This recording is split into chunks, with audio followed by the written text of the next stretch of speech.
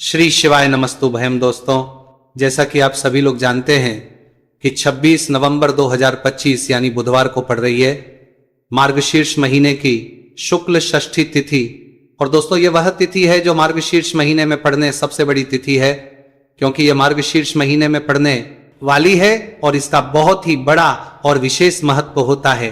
पूज्य गुरु जी ने कहा है कि अगर कभी भी मौका लग जाए और मार्गशीर्ष महीने की षष्ठी तिथि बुधवार को पड़ जाए तो आप लोगों को सातहरा दूर्वा का उपाय तो अवश्य ही करना चाहिए। इन दोनों का संयोग बहुत ही कम आता है। इसी के साथ में गुरुजी ने अपनी शिवपुराण कथा में बताया है कि इस दिन आपको सात दुर्वा का उपाय तो आपको अवश्य ही करना चाहिए, क्योंकि ऐसा दिन पूरे साल में सिर्फ एक ही बार आता है। और दोस्तों, आप सभी लोग जानते हो कि बुधवार का अगर सबसे बड़ा उपाय है तो वह सातहरा दूर्वा वाला उपाय है। तो दोस्तों, इस बुधवार षष्ठी तिथि के दिन आप लोगों को इस सातहरा दूर्वा वाला उपाय को जरूर करना है। बहुत सारे लोग होंगे जिन लोगों ने इस उपाय को ना किया हो, मतलब पूरा साल निकल गया, उन्होंने किसी भी दिन इस सातहरा दूर्वा वाला उपाय को ना किया हो। पर दोस्तों, आपके पास एक आखिरी मौका बचा हुआ है जो कि 26 नवंबर के दिन है। तो इस दिन आप लोगों को इस वाले उपाय को जरूर कर लेना। भले ही आपने पूरे महीने भर इस उपाय को ना किया हो, पर अगर आपने इस मार्गशीर्ष महीने के बुधवार षष्ठी तिथि के दिन अगर इस वाले उपाय को कर लिया तो आपको इस उपाय को करने का वह फल मिलेगा जिसकी आपने कभी कल्पना भी नहीं करी होगी। इसीलिए आप लोग इस वाले उपाय को एक बार जरूर कर लेना है, ताकि आप लोगों के जरा बुध बुधवार कर रहे हैं, जरा बुधवार कर लेना है, हाथ से यह मौका ना जा सके और आपको इस उपाय को करने का फल मिल सके। दोस्तों, यह उपाय पंडित जी ने अपनी अभी ही शिव महापुराण की कथा में बताया है, जिस उपाय को आज हम आपको बहुत अच्छे से समझाने वाले हैं। इस वीडियो को देखने के बाद इस उपाय को समझने के लिए आपको कोई और वीडियो को देखने की जरूरत नहीं पड़ेगी। तो चलिए दोस्तों, उपाय को शुरू करते हैं। देखिए, यह इस मार्गशीर्ष महीने के बुधवार षष्ठी तिथि के दिन ये इतना खास होता है, इतना महत्वपूर्ण होता है। देखा गया है कभी कभी बड़े बड़े पूजा पाठ अनुष्ठान से जो मनोकामना पूर्ण नहीं होते वह कराता मार्गशीर्ष महीने के बुधवार षष्ठी तिथि के दिन एक छोटे से उपाय करने से ही आपकी मनोकामना पूर्ण हो जाती है। और बहुत सारे लोगों ने इस उपाय को किया भी है और उनको इस उपाय को करने का फल भी जरूर मिला है। अगर आप लोग भी इस उपाय को करना चाहते हैं तो आप इस उपाय को पहले अच्छे से समझ लेना, सुन लेना, उसके बाद करना। आपको इस उपाय का फल जरूर ही, और इस उपाय को कर लेने से आपके घर में चाहे किसी भी प्रकार की दुख और समस्या क्यों ना चल रही हो, आपको उसका कारण भी नहीं पता है कि भाई ये समस्या किस कारण से चल रही है। उसका कुछ भी कारण हो सकता है, जैसे इसे पितृदोष हो सकता है या किसी भी तरह का मंगल दोष भी हो सकता है। तो इस दिन आप लोगों को ये वाला उपाय कर लेना है। ये एक ऐसा उपाय है जिस उपाय को अगर किसी विशेष दिन पर किया जाए तो भाई उस विशेष दिन का जो है वह तो मिलता ही मिलता है। पर हमने उस दिन पर इस उपाय को किया है तो हमें उससे भी बड़ा फल मिलता है, और फल बहुत जल्दी मिलता है, क्योंकि आप इस उपाय को बहुत ही बड़े और विशेष दिन पर कर रहे हैं। तो चलिए अब उपाय के बारे में बात करते हैं, लेकिन उससे पहले आप लोगों को यह जानना आवश्यक है कि आखिर यह उपाय किस समय करना है, किसको करना है और कैसे करना है। तो चलिए हम आगे आपको वीडियो में एक एक करके बता देते हैं। उससे पहले अगर आप लोग हमारे चैनल पर पहली बार हैं तो हमारे चैनल को सब्सक्राइब करना ना भूलें, और अगर आपके पास कोई सवाल है तो आप हमें कमेंट बॉक्स में बता सकते हैं। और अगर आपको हमारा वीडियो पसंद आया है तो आप हमें लाइक और शेयर करना ना भूलें। और अगर आपको हमारे चैनल की जानकारी चाहिए तो आप हमें फॉलो कर सकते हैं। और अगर आपके पास कोई प्रश्न है तो आप हमें कमेंट बॉक्स में बता सकते हैं। पहली बार आए हैं या फिर मेरी आवाज आज पहली बार सुन रहे हैं तो हमारे चैनल को सब्सक्राइब जरूर कर लेना, और इस वीडियो को करके कमेंट बॉक्स में श्री शिवाय नमस्तुभयम ओम नमः शिवाय जरूर टाइप कर देना।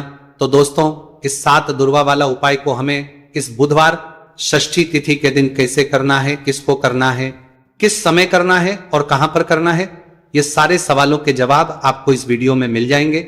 और जो ये वीडियो देखेगा भाई उसको सातहरा दुर्वा वाला उपाय जरूर करना चाहिए, क्योंकि इस दिन सात दुर्वा का भी बहुत ही बड़ा और विशेष महत्व होता है।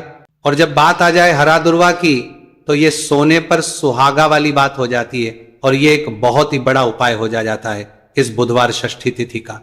तो अब दोस्तों, इस सात हरा दुर्वा वाला उपाय को आखिर करना किसको है, सबसे पहले हम लोग वो बात जान लेते हैं। तो देखो, घर की जो बड़ी माताएं बहनें होती हैं, उन माताओं बहनों में से कोई भी एक बड़ी माता बहन इस वाले उपाय को कर सकती है। और दोस्तों, अगर आप चाहें तो अपने घर में से सभी सदस्यों भी इस उपाय को करवा सकते हैं।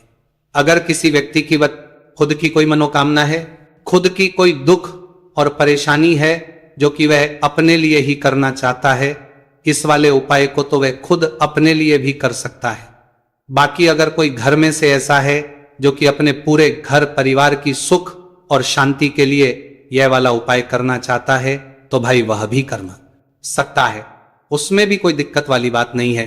कहने का मतलब यह है कि इस उपाय को हर सदस्य भी कर सकता है और पूरे घर परिवार के सदस्य के लिए घर की बड़ी माताओं बहनों में से कोई एक माता बहन भी कर सकती है। माताएं बहनें अगर घर में उपस्थित ना हो या वह ये वाला उपाय ना कर पा रही हो, तो फिर घर का कोई बड़ा सदस्य भी इस 7 हरा दूर्वा वाला उपाय को कर सकता है, चाहे फिर वह पुरुष ही क्यों ना हो, उसमें कोई भी दिक्कत वाली बात नहीं है। अब दोस्तों, जो अगला प्रश्न निकल कर आता है वह यह आता है इसको लेकर कि आखिर इस उपाय को हमें किस समय करना है, सुबह के समय करना है कि शाम के समय करना है। तो देखो, इस वाले उपाय को आप लोग सुबह के समय भी कर सकते हो और शाम के समय प्रदोष काल में भी कर सकते हो। अब अगर आप पूछो कि भाई सबसे उत्तम समय कौन सा रहेगा इस 7 हरा दूर्वा वाला उपाय को करने का, तो हम आपसे बस यही कहेंगे कि इस उपाय को आप सुबह के समय करेंगे तो ज्यादा बेहतर होगा। बाकी अगर प्रदोष काल के समय भी करेंगे तो भी अच्छा होगा, उसमें कोई भी दिक्कत वाली बात नहीं है। तो अब दोस्तों, जो अगली सबसे बड़ी और महत्वपूर्ण बात आती है वही आती है कि सुबह अगर हम उपाय को करेंगे तो हमें कितने बजे से लेकर कितने बजे तक के बीच में करना है, और शाम के समय प्रदोष काल में करेंगे तो हमें कितने बजे से लेकर कितने बजे के बीच में करना है। तो देखो, सुबह जितनी जल्दी हो सके आप उपाय को करने की कोशिश करना। बाकी अगर कारणवश लेट भी हो जाओ, थोड़ी देर भी हो जाए, तो 10 या 11 बजे तक भी आप उपाय कर लेना, पर 12 बजे से ज्यादा देरी ना हो। ठीक है, इस बात का ध्यान रखना। उसके बाद में दोस्तों, अगर शाम के समय प्रदोष काल की बात करें, प्रदोष काल का जो समय है होता है वो शाम के 6 बजे से शुरू हो जाता है। मतलब शाम के 6 बजे से लेकर शाम के 6 बजे से रात के 8 बजे के बीच का जो समय होता है, यह समय प्रदोष काल का समय होता है। तो इस उपाय को 7 या 8 बजे के बीच में भी कर सकते हो। मैं आप कभी भी इस वाले उपाय को कर सकते हो, उसमें कोई भी दिक्कत वाली बात नहीं है। तो मार्गशीर्ष का महीना ही है जो आपको धन, दौलत, पुण्य दोनों ही देने वाला है। मार्गशीर्ष के महीने में तुलसी का पूजन करके, श्री हरि विष्णु से जुड़े हुए कुछ उपाय करके आप अपने जीवन की निर्धनता, धन से जुड़ी समस्याएं, कर्जे से जुड़ी समस्याओं को हमेशा के लिए दूर कर सकते हैं। यह वही महीना है जिस माह में भगवान विष्णु योग निद्रा से जागते हैं। भगवान विष्णु को तुलसी अति प्रिय है, इसलिए उनकी पूजा में भी विशेष रूप से हम तुलसी का उपयोग करते हैं। और बिना तुलसी दल के, बिना तुलसी मैया के श्री हरि विष्णु की पूजा और उनका भोग दोनों ही अधूरे होते हैं।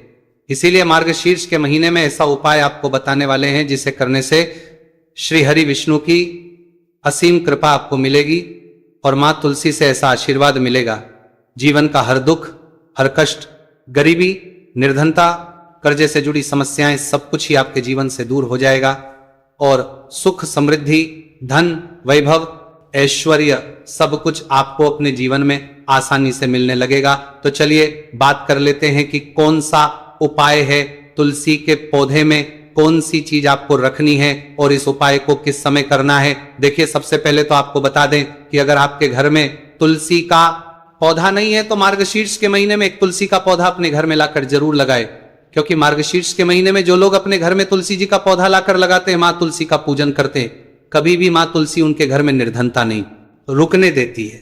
हमेशा उनके घर में धन की वृद्धि होती है, धन की वर्षा होती है।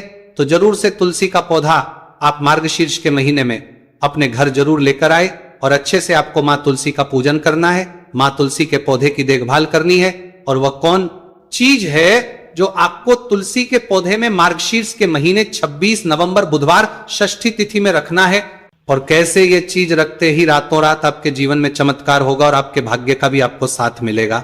तो देखिए, इस वीडियो में जितने भी उपाय हम आपको बताएंगे सभी उपाय सरल है। देखो, गुरुजी ने कहा है कि बुधवार के दिन आपको 7 हरा दूर्वा वाला उपाय तो अवश्य ही करना चाहिए। वीडियो के अंतिम में आपको उपाय बताया है, आपको करना है।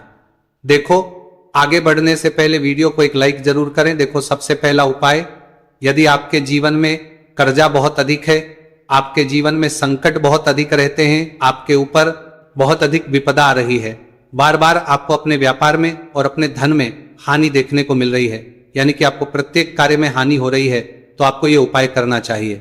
इस उपाय को करने के लिए आपको दो चीजों की आवश्यकता होगी।